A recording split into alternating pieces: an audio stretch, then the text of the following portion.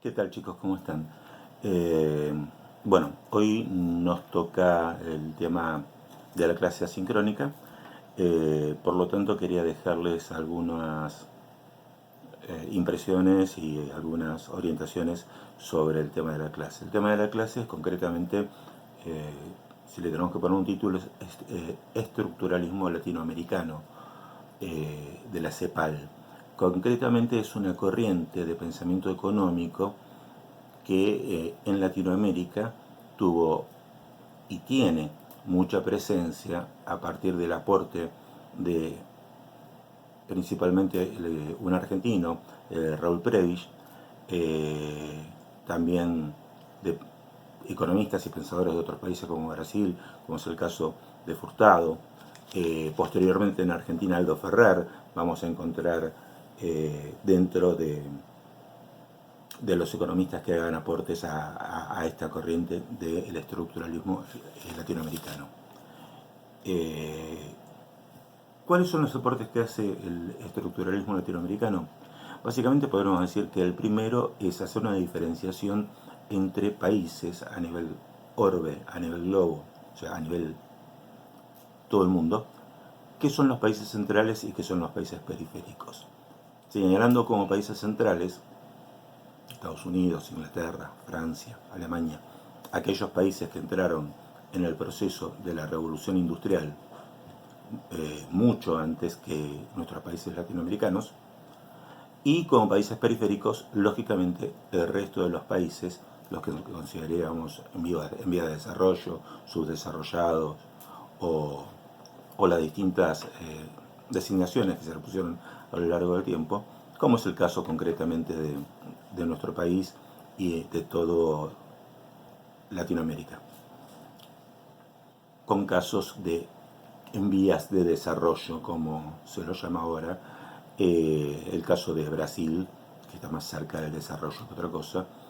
e incluso el caso nuestro si no tuviésemos las crisis financieras que tenemos. Decía, aporte 1, entonces, es la diferenciación del mundo en estos dos grandes grupos de países centrales, países periféricos. Segundo, hace un análisis eh, sobre la industrialización, sobre los procesos de industrialización de los países de la periferia, que básicamente es lo que hemos hecho nosotros en estas últimas dos clases donde hemos visto primero el periodo 1880-1930, es decir, lo que se llamó modelo de agroexportador o de hegemonía del sector primario, del sector agroexportador, y donde vimos un segundo periodo de 1830, de 1930, o sea, a partir de la caída de Wall Street, de la bolsa de Nueva York, de la crisis de la Gran Depresión, hasta, digamos, 1936, el golpe militar. Habíamos puesto como fecha que eso lo vimos en las clases sincrónicas, en la parte de historia económica argentina, ambos temas. Y bueno, y viene muy al caso porque justamente la teoría estructuralista de la CEPAL, Prebisch, eh, Furtado, Ferrer, eh, aporta algunas ideas para este pensamiento. Creo que las ideas principales que aporta es, bueno, esto de entender que hay países centrales y países periféricos, entender, bueno, o por primera vez que aparezca una corriente que expresa claramente que en su análisis el problema central de nuestros países son sus procesos industriales y cómo van a llevar adelante su industrialización. Otro tema importante es lo que se llamó, o lo que se llama, mejor dicho, el deterioro de los términos del intercambio. ¿Qué quiere decir esto? Es un tema bastante simple. El deterioro de los términos del intercambio quiere decir que en el intercambio entre los países periféricos, o sea, nuestros países, con los países centrales, lo que intercambiamos nosotros, esencialmente materias primas, los países centrales, eh, principalmente productos elaborados, o sea, manufacturas, hay un deterioro en la relación. Es decir, yo hoy, digamos que con X toneladas, por decir, 10 toneladas de trigo, puedo comprar una máquina X. El deterioro de los términos del intercambio implica que dentro de pasado un tiempo, cuando se empieza a deteriorar esa relación y en lugar de necesitar 100 toneladas de trigo para comprar la máquina, va a necesitar 120 y posteriormente tal vez necesite 150. Es decir, que relativamente en un sistema de precios relativos entre los distintos países, cada vez las materias primas valen menos que las manufacturas de los países centrales. Cada vez la concentración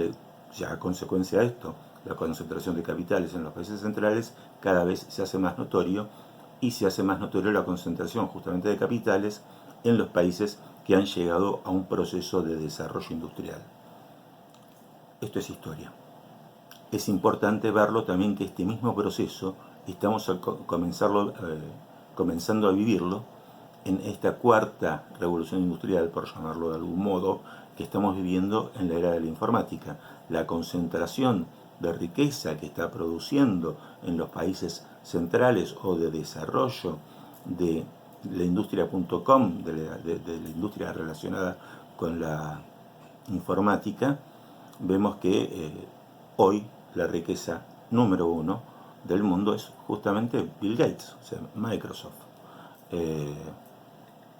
Apple, Google, todas compañías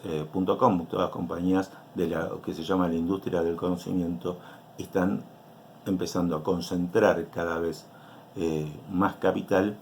ahora ganándole a la industria tradicional, al sector secundario, o sea, a la industria convencional.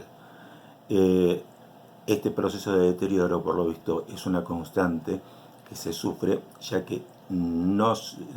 ahora tenemos un deterioro del intercambio del producto primario versus el producto de la industria del conocimiento, si no somos capaces de entrar, una computadora, un microchip o la tecnología necesaria para montar una red importante de sistemas dentro de nuestro país, cada vez se pone más lejos por los valores que relativamente se hacen más importantes para los países productores de este tipo de manufacturas tecnológicas. Pero volviendo a lo nuestro, que es el estructuralismo latinoamericano, concretamente la CEPAL, podemos decir que tiene su origen como pensamiento, en verdad lo tiene en Francia, ya hay antecedentes en Francia sobre esta corriente. Esta corriente empieza a tener forma fuerte alrededor de 1950 y pico, o sea, a mediados del siglo XX. Prebisch es, insisto, un argentino que es precursor de esta corriente, y Prebisch va a ser funcionario incluso de diversos gobiernos argentinos, en términos generales, gobiernos que estuvieron vinculados con golpes militares como el de la Revolución Libertadora, pero pese a eso vemos que hay una continuidad económica, que nosotros lo señalamos en el periodo de sustitución de importaciones del peronismo, y la continuidad histórica, que es el triste momento de la Libertadora y los gobiernos subsiguientes, Frondizi con el desarrollismo, el caso de Ilía, o después de la Revolución Argentina, que mantuvieron estas políticas de tratar de mantener el proceso industrialista y de avanzar hacia la industria pesada y no quedar solamente en la industria liviana. Dentro de la tesis de Prebisch-Singer, que es lo que llamamos recién el deterioro de los términos del intercambio, señalaba yo que esto también hay que proyectarlo y debemos pensarlo en las industrias.com, cómo tratamos hoy nosotros a nuestras industrias, como es el caso de Mercado Libre, que somos líderes en este tipo de industria de el conocimiento a nivel latinoamericano y es una de las, sin duda, de las empresas más importantes de nuestro país.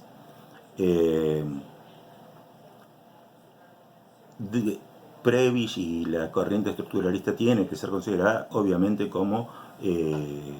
teóricos del desarrollo económico, ¿no? O sea, como continuadores de, en algún punto, de este modelo de sustitución iniciado accidentalmente, entre comillas, con la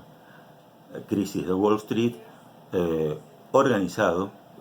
intencionalmente desde el punto de vista político-económico por el primer gobierno peronista, o sea, por el primer peronismo, mejor dicho, o sea, primero y segundo gobierno peronista, tiene sus aristas donde tendríamos que centrar algún tipo de crítica, digamos, este proyecto, digamos, estructuralista hace un gran hincapié en la necesidad de la creación de un gran mercado latinoamericano que sea capaz de financiar y que sea capaz de consumir la producción latinoamericana para que se pueda desarrollar nuestra industria con consumo propio, con consumo local, con consumo interno, como hemos dicho cuando tratamos este tema desde un punto de vista más histórico. O sea, cuando dijimos que el consumo interno, por ejemplo, es el que sostiene la estabilidad de las economías cuando se desarrollan para no estar dependiendo permanentemente de lo que puedan demandar otros países del exterior. Si bien el estructuralismo consideró este gran mercado interno en una especie de unión latinoamericana, nunca se avanzó hacia eso y recién empezamos a ver señales serias del Mercosur y de una unión latinoamericana para la década del 90. Recién empezamos a ver eso ya pasados prácticamente 50 años. También el estructuralismo hace mucho hincapié en la falta de capital para el desarrollo pesado, como lo hicimos nosotros cuando charlamos sobre este tema. Dentro de su propuesta es básicamente el ingreso de capitales extranjeros, o sea, transnacionales, para poder apoyar, digamos, la industrialización con inversiones productivas, no especulativas, o el aporte estatal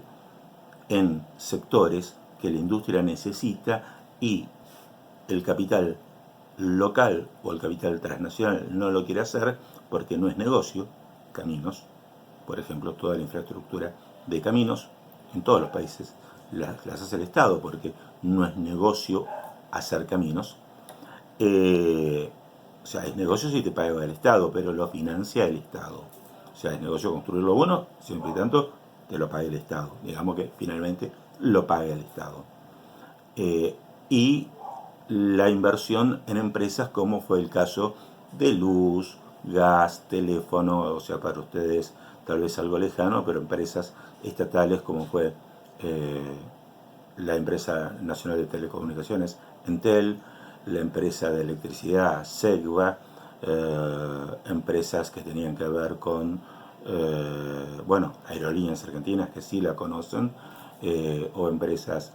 que tenían que ver con el rubro, que tienen que ver con el rubro del petróleo, como es YPF actualmente, que sufrieron idas y vueltas con el tema de privatizaciones. Estas empresas, entiende el estructuralismo, deben ser de capitales nacionales. Estas empresas, siendo de capitales nacionales, van a poder apoyar una industria pesada que sostenga a la industria ligera, que da lugar a los productos que necesita el país dentro de este modelo de sustitución de importaciones. Y Argentina efectivamente desarrolla estas empresas nacionales con capital nacional. Ahora, algo que el estructuralismo no señala de todo esto es algunos puntos que han sido, digamos, desde el punto de vista económico y para el futuro argentino, terroríficos. O sea, fueron empresas absolutamente ineficientes, fueron empresas, cuando estuvieron en manos del Estado estoy hablando, empresas que dieron pérdidas terribles, que no dieron soluciones tecnológicas, que realmente fueron un lastre para el Estado. No lo voy a decir esto como un tema ideológico, no estoy lanzándolo hacia el liberalismo ni mucho menos, solamente lo dice alguien que tuvo la experiencia de vida de saber que era solicitar un teléfono y aguardar entre 10 y 15 años para posiblemente no tenerlo. Un teléfono de línea, me refiero, obviamente la telefonía celular no existía.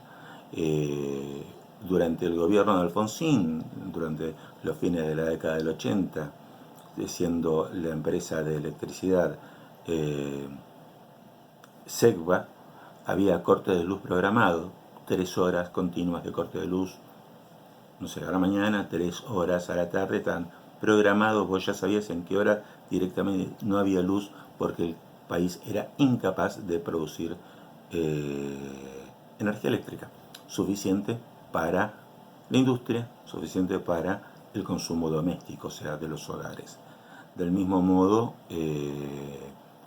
hubo serios problemas con el autoabastecimiento, como los está empezando a ver nuevamente ahora, de combustibles, digo, por el caso de YPF, que en su momento, bueno, sufrió parte de privatización de su capital social. Decía entonces, el otro tema que no pondera en el ingreso, o sea, que no considera el estructuralismo latinoamericano como crítica, de mi parte, humildemente, es que el estructuralismo considera como un punto muy negativo la repatriación de ganancias y de capitales por parte de compañías extranjeras, pero a ver, consideremos que estamos en un periodo de inestabilidad política que saltamos de golpe en golpe, o sea, Revolución Libertadora, gobierno de Frondizi, golpe de Estado, cae Frondizi, Ilía, golpe de Estado, golpes adentro de los golpes, breve gobierno peronista, golpe nuevamente. Todo eso produce a lo largo del tiempo una enorme inseguridad jurídica. O sea, las garantías de que las leyes permitan repatriar ganancias o incluso parte de la inversión de capital, cuánto lo van a poder hacer, es prácticamente una adivinanza. Los inversores no pueden estar seguros de cuánto van a repatriar porque en la primera de cambio hubo un golpe que cambió de idea y la legislación en este sentido cambia. Bueno, más allá de todos los detalles, todos los temas, todas las diferencias y coincidencias que podemos tener con la visión estructuralista, hay algo que es esencial para tener en cuenta, que es el tema de la restricción externa. O sea, como vimos nosotros durante el gobierno de Perón, la crisis de balanza de pagos de 1952 pone al país de frente a un problema central, que es que las exportaciones argentinas a tope, utilizando todo el campo disponible para producción exportable, utilizando todo el potencial y con una productividad superior, dado la calidad de nuestros campos, con una capacidad de exportación que en términos ricardianos, la ventaja comparativa de la pampa húmeda argentina era imbatible con otras producciones agropecuarias. Eso tiene un límite que es el límite de la tierra, como dijimos. Puede crecer hasta donde puede crecer. Los recursos transgénicos para aumentar rindes y todo eso recién aparecieron en 1990, fin de siglo prácticamente, o sea, la capacidad de producción y por lo tanto de exportación agropecuaria argentina y producción, exportación, generación de divisas, ingreso de dólares para poder continuar con un proceso industrial que abastezca a una población mayor. Todo eso va a ser definitivamente imposible hasta que no aparezca ese crecimiento. Por lo tanto, el estructuralismo no podía contar con eso y sí podía determinar, encontrar lo que llamó la limitación externa. O sea, ese bloque, esa pared con la que choca de nariz la economía argentina en su balanza de pagos, en su balanza comercial, en su balanza de pagos, digo bien, concretamente en su cuenta corriente, hace imposible continuar el desarrollo si no es con los recursos propios del Estado apoyando esa industrialización o con capitales transnacionales. Los tipos que más claramente vieron esta restricción externa, sin duda, fue la corriente estructuralista y es posiblemente el mayor aporte a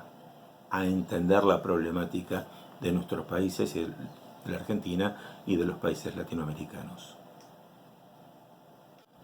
Otra legislación que va a cambiar en este sentido es la legislación que tiene que ver con el rubro laboral,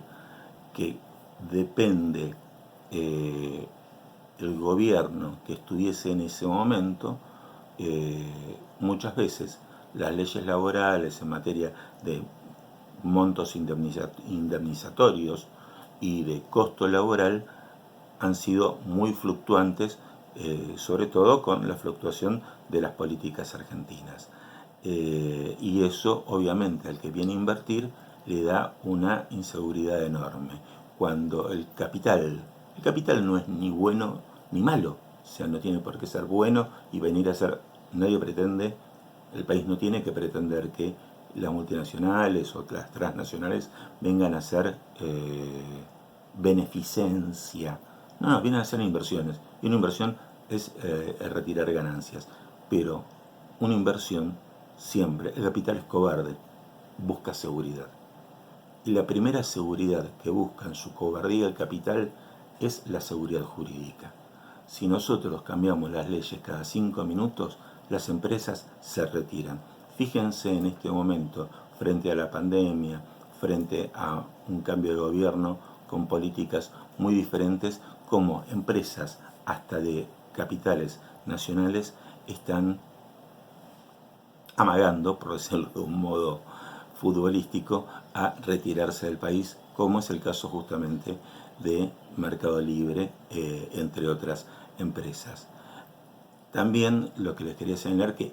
este proceso de capitalización a partir de los esfuerzos propios dentro de un mercado interno grande, importante y con variedad de recursos naturales, insisto, con el modelo de Unión Latinoamericana, sería factible. De hecho, Rusia comunista consiguió, con un comunismo muy particular, que en verdad la historia lo clasifica más como un capitalismo de Estado, o sea, un Estado capitalista por encima de todos los demás, que se queda con el plusvalor del trabajo de los rusos para generar industria que no existía, ya que cuando comienza la revolución bolchevique allá por el 17, Rusia y todos los países que terminaron incorporándose a la Unión de Repúblicas Socialistas Soviéticas eran básicamente países que no habían llegado al proceso de revolución industrial. Bueno, esto es básicamente el tema que tiene que ver con el estructuralismo latinoamericano. Para ilustrar el tema les dejo un documental de la serie del canal Encuentro. Quiero que lo vean críticamente porque en algunos puntos hemos señalado discrepancias con esto, ¿no? O sea, el tema de no considerar la seguridad jurídica, el tema de no considerar las ineficientes administraciones de los negocios públicos, o sea, por parte del Estado, de las empresas estatales, son algunas de las discrepancias que surgen, me parece, en un primer vistazo sobre esto. Es una corriente que podríamos tildar de muy próximo a lo keynesiano, que insisto que nace en Francia y está absolutamente vinculada con el periodo desarrollista. Podríamos decir que el estructuralismo latinoamericano, nacido en la CEPAL e impulsado por un argentino como Prebisch, es desarrollismo, ese desarrollismo de posteriormente Frondizi, Frigerio en nuestro país. Les dejo entonces como tarea trabajar las ideas que les he comentado acá, ver este documental del canal Encuentro que ilustra también este tema, y va a haber una asignación que va a consistir en hacer un cuadro que considere las principales políticas económicas del estructuralismo latinoamericano, sus aciertos, sus errores, y compararlo con lo que ustedes ya han aprendido de historia económica argentina. Y nos vemos en la clase siguiente. Como siempre, cualquier duda en consultas en las asignaciones. Cuídense, chicos.